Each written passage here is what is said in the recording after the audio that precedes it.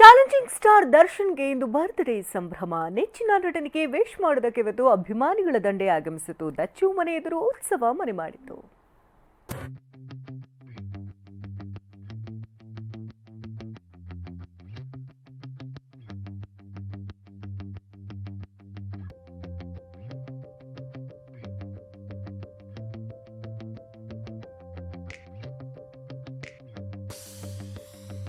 ಅಬ್ಬಬ್ಬಾ, ಇದೇನ್ ಬರ್ಡೇಯೋ ಇಲ್ಲ ಜಾತ್ರೆಯೋ, ಕಾರ್ಯಕ್ರಮವೋ ಇಲ್ಲ ಉತ್ಸವವೋ, ಅಭಿಮಾನಿಗಳ ಸಾಗರದಲ್ಲಿ ದರ್ಶನ್ ತೇಲಾಡ್ತಿದ್ದಾರೆ. ಫ್ಯಾನ್ಸ್ ಕೈ ಕುಲುಕಿದ್ರು, ಗಿಫ್ಟ್ ಸ್ವೀಕರಿಸಿದ್ರು, ಟ್ರ್ಯಾಕ್ಟರ್ ಮೇಲೆ ಏರಿ ಪೋಸ್ ಕೊಟ್ರು. ದಚ್ಚುಗೆ ಬರ್ಡೇ ವಿಶ್ ಮಾಡಿದ ಅಭಿಮಾನಿಗಳಂತೂ ಖುಷಿಯಲ್ಲಿ ತೇಲಾಡಿದ್ರು.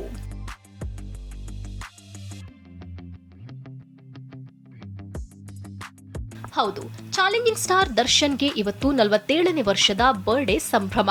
ಹೀಗಾಗಿ ಆರ್ಆರ್ ನಗರದ ದರ್ಶನ್ ಮನೆ ಎದುರು ನಿನ್ನೆ ರಾತ್ರಿಯಿಂದಲೇ ಫ್ಯಾನ್ಸ್ ದಂಡು ಆಗಮಿಸಿತ್ತು.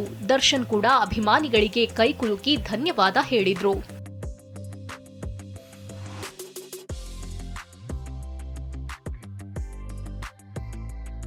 ರಾತ್ರಿ ಮಾತ್ರವಲ್ಲದೆ ಬೆಳಗ್ಗೆಯಿಂದಲೂ ಅಭಿಮಾನಿಗಳ ಉತ್ಸವ ಸಾಗಿತು. ಸಾವಿರಾರು ಫ್ಯಾನ್ಸ್ ಸರತಿ ಸಾಲಿನಲ್ಲಿ ನಿಂತು ದರ್ಶನ್ಗೆ ವಿಶ್ ಮಾಡಿದ್ರು.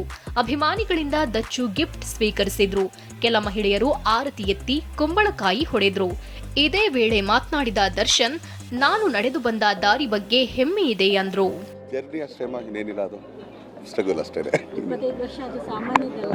ಇಲ್ಲ, ಒಂದೇನಾದ್ರೆ ಸ್ಟ್ರಗಲ್ ಮಾಡಿದ್ರೆ ಎಲ್ಲರೂ 25 ಅಲ್ಲ 100 ವರ್ಷ ಮಾಡ್ಬೋದು.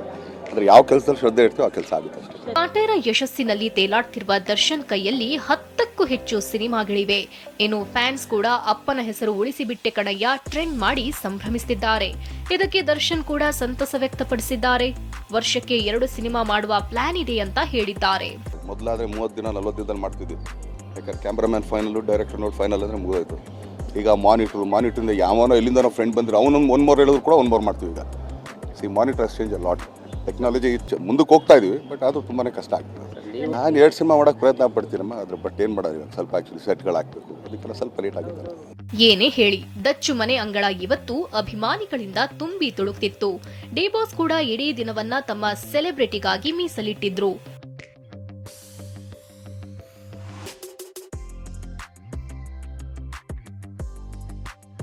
ಮಾಲ್ತೇಶ್ ಜಗ್ಗೀನ್, TV9 ಬೆಂಗಳೂರು.